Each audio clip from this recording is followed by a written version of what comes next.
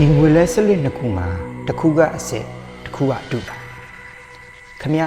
တေချာခွဲခြားနိုင်လားအခုချက်ချင်းမခွဲခြားနိုင်ဘူးဆိုလို့ရှိရင်တော့ခမရတို့ဘဏ်အကောင့်တွေပတ်စံနေတာလူလိမ်တွေလက်ထက်ပါသွားဖို့တေချာသလောက်ရှိနေပါပဲမြန်မာနိုင်ငံကလူလိမ်တွေဘယ်လောက်ထိပညာသားပါလာလဲဆိုတာဒီဗီဒီယိုစုံးတာနဲ့ခမရတို့စက်သိမ်းထသွားပါလိမ့်မယ်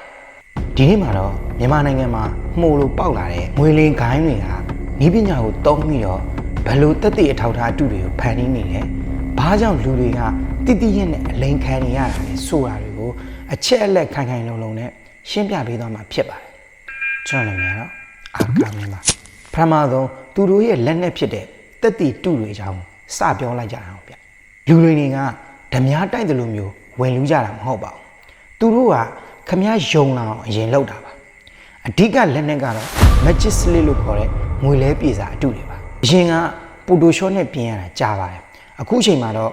slip maker software နဲ့ AI တွေပေါ်နေပါပြီ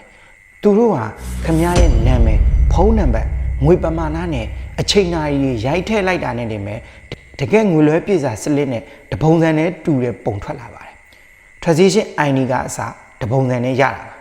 ဒါကြောင့် screenshot ပြရုံနဲ့ဘယ်တော့မှမယုံကြပါဘူးဗျနံပါတ်2အချက်ကတော့ fake SNS စံတာတွေပါဖုံးမဲ့စိတ်ဝင်လာတဲ့ငွေတသိန်းလက်ခံရရှိပါတယ်ဆိုပြီးတော့ပေါ့ဒီနေရာမှာတလက်စတဲ့ပြောချင်တာကဒီလိုမျိုးခင်ဗျားတို့ဖုန်းနံပါတ်တွေကိုသူတို့ကဘလို့သိနေလဲဆိုတာက slogan စော့နေကြတယ်အလင်းသိလို့ရှိရင်တော့နောက်ဗီဒီယိုတွေမှာ slogan ရဲ့ကြောက်ဖို့ကောင်းတဲ့အချက်တွေကိုဆက်ပြီးတော့တင်ပြပေးသွားအောင်မှာပဲဖြစ်ပါတယ်ကိုယ့်ရဲ့ဖုန်းနံပါတ်တွေကို message တွေတောင်းကြာလာတဲ့လူတွေရှိလာဗျရှိလို့ရှိရင်တော့ comment မှာရေးပေးသွားပါဦးဒါဆိုလို့ရှိရင်ကြားဖြန်လို့ခေါ်တဲ့လူလိမ်တွေရဲ့လက်ထဲမှာခင်ဗျားတို့ရဲ့ဖုန်းနံပါတ် list ရှိနေပြီဖြစ်ပါတယ်လူလိမ်တွေဆိုတာကတယောက်တည်းလောက်တာရှားပါတယ်သူတို့မှာတင်းတစ်ခုရှိပါတယ်ရင်းနှီးမြှုပ်နှံမှုလိမ်လည်မှုတွေမှာဆိုလို့ရှိရင်သူတို့ရဲ့တင်းတစ်ခုရှိပါတယ်ခင်ဗျားဝင်သွားတဲ့ Telegram group ဒါမှမဟုတ်လို့ရှိရင် Facebook group Facebook page တွေမှာကျွန်တော်တို့ကျမတို့ကတော့ငွေထုတ်ပြီးပါပြီဒီ page ကတကယ်ရတာပါဒီလိုမျိုး comment တွေရေးနေတဲ့အကောင့်10ခုလောက်ရှိနေပါမယ်အဲ့ဒါတွေကတကယ် customer အစ်စ်တွေမဟုတ်ပါဘူးသူတို့အချင်းချင်းဒါမှမဟုတ်သူတို့အကောင့်ခွဲပြီးတော့ဝင်ရင်းနေတာပဲဖြစ်ပါတယ်ဒါတွေကို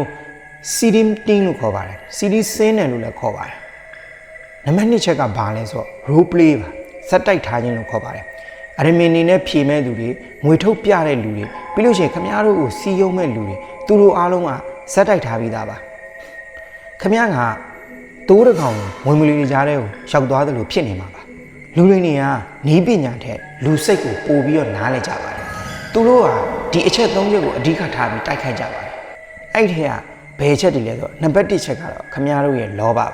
ဘာမှလုပ်စရာမလိုပဲအိမ်မှာနေရင်းနဲ့ငွေဝင်မယ်တသိန်းရင်းရင်3သိန်းရမယ်ဆိုတဲ့မက်လုံးတွေပါဒီနေရာမှာတတိထားရမှာကအစာပိုင်းမှာသူတို့ကငွေနည်းနည်းချင်းစီထုတ်ပေးပါလိမ့်မယ်ခမည်းကယုံသွားပြီးတော့ငွေများများထိလိုက်တဲ့အချိန်မှာတော့အကုန်ပိတ်ပြီးတော့ထွက်ပြေးသွားကြပါလိမ့်မယ်နံပါတ်2ကတော့ကျွန်တော်တို့ရဲ့တနာစိတ်ပါညီမလေးညီလေးအမအမေစေးုံတင်ထားရလို့အကိုအမေစေးုံတင်ထားရလို့ငွေလဲတာမှားသွားလို့ပါဆိုပြီးတော့ငွေကိုဆက်လာပါလိမ့်မယ်ဒီအချိန်မှာကျွန်တော်တို့မြန်မာလူမျိုးတွေရဲ့တနာတက်တဲ့စိတ်ကိုအခွင့်ကောင်းယူပြီးတော့ခမည်းတော်အကောင့်နဲ့ငွေလဲဝင်လာတယ်ဆိုတဲ့ screenshot ကိုကြည့်ပြီးတော့ပြန်ပြီးလွှဲပေးလိုက်တာမျိုးတွေဖြစ်တတ်ပါတယ်ကျွန်တော်တို့ရဲ့အကြောက်တရားပါခမည်းတော်ရဲ့အကောင့်ပိတ်တော့မယ်ရဲစခန်းကပါဒါမှမဟုတ်လို့ရှိရင်ဘဏ်ရဲ့ရုံးချုပ်ကပါဆိုပြီးတော့လှမ်းချိတ်ချောက်တာမျိုးတွေပါလူတွေကကြောက်စိတ်ဝင်သွားတဲ့အခါမှာစင်ကျင်တုံတရားဟာပျောက်သွားတတ်ပါတယ်ဒီအချက်3ချက်ကိုခမည်းတော်သတိထားပါထပ်ပါချက်တွေသိပြီးသွားပြီဆိုရင်ဒီလိုမျိုးလိမ့်လဲမခန့်အောင်ကျွန်တော်တို့တွေဘယ်လိုကာကွယ်ရမလဲဆိုတဲ့နောက်ထပ်အချက်3ချက်ကိုထပ်ပြီးတော့ပြောပြပေးသွားပါမယ်အဲ့ဒီအချက်ကတော့ slip ကိုမကြည့်ပါနဲ့ application ကိုကြည့်ပါဖက်ကငွေလွှဲပြေစာ screenshot တွေဘယ်လောက်ပြန် message တွေဘယ်လောက်ဝင်ခင်ဗျားတို့ရဲ့ mobile banking ခင်ဗျားတို့ရဲ့ KB app ထဲက transaction history ကိုတေချာကြည့်ပါအဲ့ဒီမှာငွေမဝင်ဘူးဆိုရင်ဘာမှဆက်မပြောပါနဲ့ဘလော့လိုက်ပါဗျနောက်တစ်ခုကတော့ too good to be true ပါအလကားရတဲ့ຢာအလွယ်ရတဲ့ငွေဆိုတာလောကကြီးမှာမရှိပါဘူးဗျအမျက်အယမ်းများနေရင်အလားထောင်ချောက်ဆိုတာကိုသတိထားပါ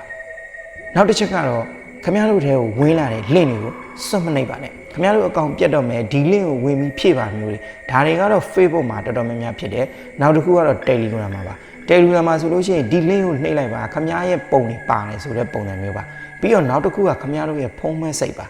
ခမည်းက iPhone ဘယ်လောက်ဒီကိုပေါက်တယ်အဲ့အတွက်ကြောင့်ကန်ဆယ်မဲကိုသိချင်လို့အတွက်ဒီ link လေးကိုနှိပ်လိုက်ပါဆိုတဲ့ message တွေမျိုးပါအဲ့တော့ကိုဘာမှမသိတဲ့ message တွေလုံးဝမနှိပ်မိပါစေနဲ့ဗျနောက်တစ်ခုကတော့ကျွန်တော်တို့ two step verification လို့ခေါ်တဲ့ two factor ပါကောင်းဆုံးကကျွန်တော်တို့ Gmail တွေ Facebook account တွေမှန်သမျှကိုဒါကျွန်တော်တို့အကုန်လုံး two step verification ခံတာပါဒီနေရာမှာဆက်ပြီးတော့သတိပေးချင်တာကခမားတို့ကသူတို့ပေးလိုက်တဲ့ link တစ်ခုကိုနှိပ်လိုက်တာနဲ့ခမားတို့ဖုန်းအကုန်လုံးကိုထိန်းချုပ်လို့ပါရပါတယ်ဒီလိုမျိုး link တစ်ခုနှိပ်လိုက်တာနဲ့ခမားတို့ဖုန်းရဲ့ကင်မရာအစဘယ်လိုထိန်းချုပ်လဲဆိုတာကိုကျွန်တော်နောက်ဗီဒီယိုမှာဆက်ပြီးတော့တင်ဆက်ပေးသွားအောင်မှာပဲဖြစ်ပါတယ်နီးပညာတွေတိုးတက်လာတယ်လို့လူလိမ်တွေကလည်းပို့ပြီးတော့ပါးနဲ့လာကြပါတယ်ဒါပေမဲ့တတိနဲ့စီစစ်တဲ့အကျင့်ရှိလို့ရှိရင်သူတို့တွေဘာမှလုပ်လို့မရပါဘူးဗျဒီဗီဒီယိုကခင်ဗျားတို့အတွက်အကျိုးရှိတယ်ဆိုလို့ရှိရင်တော့ခင်ဗျားတို့ပတ်ဝန်းကျင်ကလူတွေအခြားလူတွေအလိမ်မခံရအောင်လဲကူညီပြီးတော့ share ပေးသွားပါဦးခင်ဗျနောက်ဗီဒီယိုတွေမှာဆက်တွေ့ကြတာပေါ့